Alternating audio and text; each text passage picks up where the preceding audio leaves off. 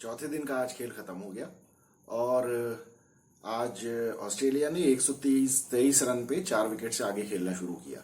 कल जब हम लोग बात कर रहे थे खेल खत्म होने के बाद, तो हम लोग ये कह रहे थे कि अगर इंडिया आज सुबह ऑस्ट्रेलिया के 4-5 विकेट निकाल देती है पहले सेशन में, तो 296 के ऊपर अगर ये 60-70 रन और बना के अगर ये हो जाते हैं ऑल आउट, तो इंडिया के पास एक चांस है। हालांकि इंडिया की बैटिंग के ऊपर तो कभी भी कोई भरोसा नहीं था, जिस तरह से पहली इनिंग्स में इन्होंने बैटिंग की थी, लेकिन फिर भी ये लग रहा था। लेकिन हुआ क्या, मार्नस लबुशेन तो उमेश यादव की किस्मत से गलत शॉट मार के आउट हो गया। उसमें उमेश यादव का कुछ भी नहीं था, वो बस उसको आउट होना था इसलिए वो आउट हो गया। वो इस टाइम आईसीसी का वर्ल्ड नंबर 1 बैट्समैन है और उसको बिल्कुल भी उस बॉल पे आउट नहीं होना चाहिए था, लेकिन चलिए किस्मत से आउट हो गया। उसके बाद आप ये देखिए कि इंडियन बॉलर्स किसी भी बैट्समैन को आउट कर ही नहीं पाए। कैमरून ग्रीन भी जो बाद में आउट हुआ, या मिचेल स्टार्क जो आउट हुआ बाद में, तो वहां तो ऐसा लग रहा था कि विकेट में कुछ ऐसा दम ही नहीं है। और 3 दिन तक जिस तरह से विकेट खेल रहा था, चौथे दिन आज विकेट में ऐसा लग रहा था कि बिल्कुल ही फ्लैट हो गया है।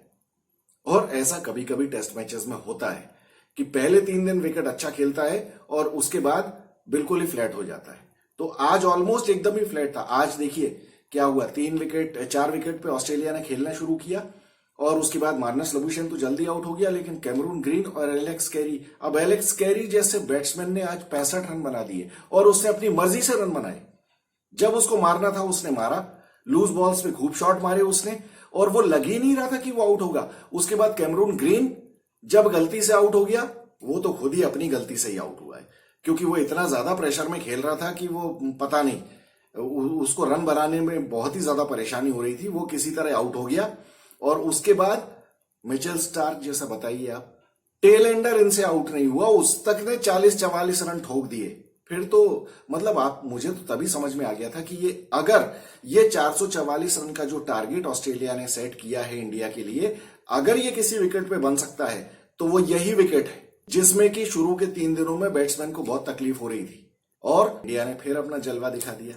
रोहित शर्मा को तो मुझे लगता है कि बेशर्मों का बादशाह का उसको वो खिताब दे देना चाहिए, क्योंकि जिस तरह से वो बैटिंग कर रहा है उससे तो मतलब मुझे ऐसा लगता है कि उसका इंटरेस्ट ही नहीं है। एक तो वो मटन की दुकान बन के घूम फिर रहा है, उसको कम से कम 20 किलो वजन अपना कम करने की जरूरत है। उसको कौन समझाएगा? उसको कभी आपने देखा है उसको पास से? आज जब वो पवेलियन में आउट होने के बाद बैठा हुआ था, देखिए किस कदर उसके ऊपर वजन बढ़ा हुआ है उसकी बॉडी का। ऐसे में कैसे आदमी खेल सकता है? कहाँ, मुझे तो लगता है एक तो उसका मन ही नहीं है खेलने में, क्योंकि वो जिस तरह से पिछले 1 साल से बोल रहा है। जब उससे एक बार पूछा गया था अभी लास्ट ऑस्ट्रेलिया की सीरीज में ही कि आपको चिंता नहीं है कि आपके टॉप ऑर्डर के बैट्समैन रन नहीं बना रहे हैं और आपका हमेशा मिडिल ऑर्डर और लेट मिडिल ऑर्डर आपको बचाता है, तो साहब का कहना क्या था कि मुझे मतलब नहीं है, मुझे कोई फर्क नहीं पड़ता कि हमारी टीम में कौन रन बना रहा है, भले वो 8वें नंबर का बैट्समैन रन बनाए, लेकिन हमारे 400-450 रन बन रहे हैं ना। तो भाई साहब, ये अगर आपकी सोच है तो फिर आपको भगवान ही बचा सकता है और इंडियन टीम का भगवान ही मालिक है। और वही हुआ भी आज। अच्छी खासी शुरुआत की शुभमन गिल और रोहित शर्मा ने। शुभमन गिल तो खैर अब देखिए, पहली पारी में खुद बेवकूफी से आउट हो गया, दूसरी पारी में बॉल ऐसी आ गई और कैच ऐसा एक्स्ट्रॉर्डिनरी कैमरून ग्रीन ने पकड़ लिया, तो उसमें बहुत ही कम कुछ किया जा सकता है। हालांकि ये थोड़ा सा कोशिश कर सकता था कि अब और थोड़ा सॉफ्ट हैंड से खेलने की कोशिश करता, लेकिन ठीक है, अब हो गया तो हो गया। उस स्पीड में कई बार नहीं हो पाता है। लेकिन रोहित शर्मा अच्छा खासा खेलता हुआ नेथन लॉयन के पहले ओवर में, और नेथन लॉयन इसको जब वो देख रहा है खुद कि राउंड द स्टंप्स बॉलिंग करने आ रहा है, तो उसका सिर्फ एक ही एम है कि विकेट में वैसे भी कुछ दम नहीं था, ना स्पिन हो रही थी बॉल, ना कुछ था। अच्छा खासा रोहित शर्मा खेल रहा था, 40-44 रन बना लिए थे और 5 की स्ट्राइक रेट से ये लोग पर ओवर रन बना रहे थे। और वहां जाके सिर्फ एक शॉट जिसपे वो आउट हो सकता था वही उसने मारा, स्वीप शॉट। इसको हमने कितनी बार वनडे मैचेस में, T20 मैचेस में कितनी बार हमने स्वीप शॉट मार के आउट होते हुए देखा है। Sweep shot is not a percentage shot.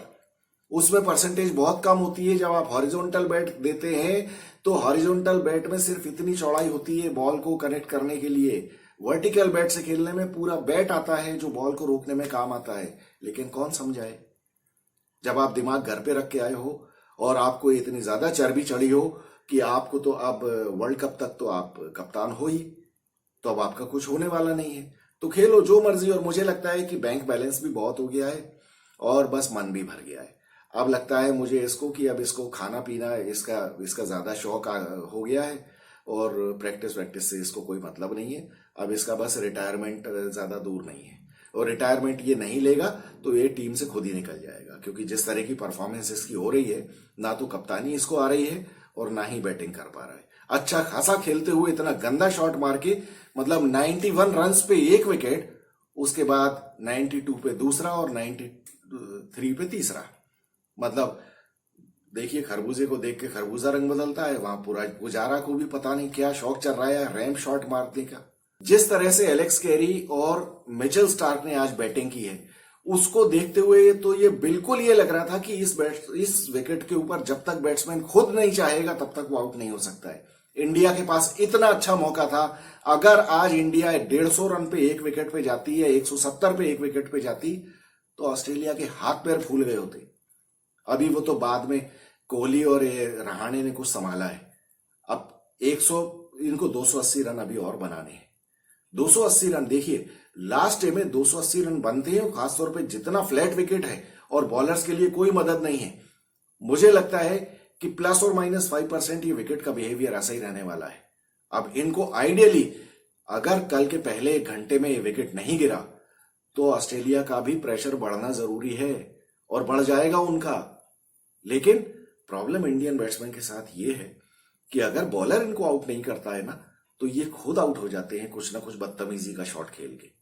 मुझे विराट कोहली से पूरी पूरी ये उम्मीद रहती है कि कुछ ना कुछ ऐसा काम कर देगा कि आउट हो जाएगा। देखिए 1979 में इंग्लैंड के साथ खेलते हुए इंडिया के सामने एक ऐसी सिचुएशन आई थी जब इनको चौथी पारी में 439 रन बनाने थे, 439 रन। और उस टाइम मुझे अच्छी तरह याद है, सुनील गावस्कर ने अपने एक इंटरव्यू में कहा था कि जब ये बैटिंग करने गए चौथी पारी में, तो डेविड शेपर्ड उस टाइम अंपायर था, क्योंकि उस टाइम न्यूट्रल अंपायर नहीं हुआ करते थे। डेविड शेपर्ड ने कहा सुनील गावस्कर से, जब ये ओपन करने गए 439 चेस करते हुए, कि तुम्हारे किसी एक बैट्समैन को बहुत ही लंबा खेलना पड़ेगा।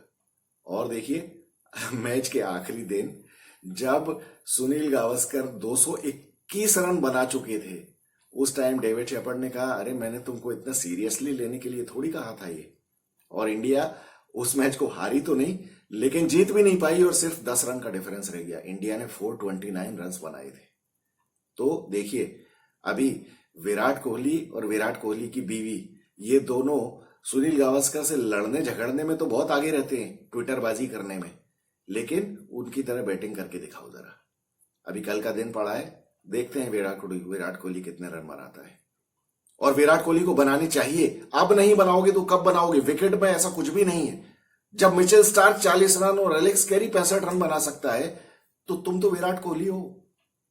रहाणे और विराट कोहली अगर ये कल का पहला घंटा खेल गए ढंग से, तो देखिए रन तो बनेंगे ही बनेंगे और ऑस्ट्रेलिया के ऊपर प्रेशर आएगा उसके बाद। और खुदा ना खास्ता कहीं अगर मान लीजिए पूरे लंच तक ये लोग खेल गए, तो 100% फिर इंडिया को जीतना ही चाहिए, क्योंकि आगे भले ऋषभ पंत नहीं है या अश्विन नहीं है, लेकिन विकेट बहुत ज्यादा डिफिकल्ट नहीं है। और ऊपर से पैट कमिंस से मुझे पूरी पूरी उम्मीद है कि ये कुछ ना कुछ गड़बड़ जरूर करेगा। ये स्टीव स्मिथ की तरह स्मार्ट कैप्टन नहीं है।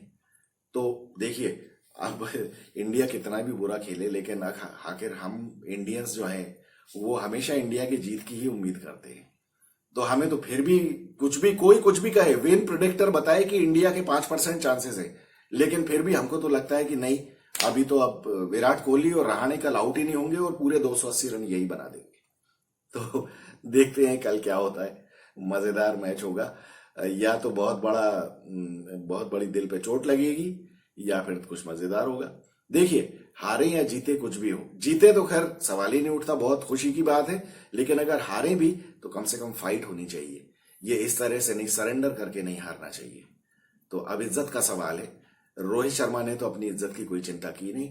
अब विराट कोहली देखते हैं क्या करता है। मिलेंगे कल के मैच के बाद। Thank you so much.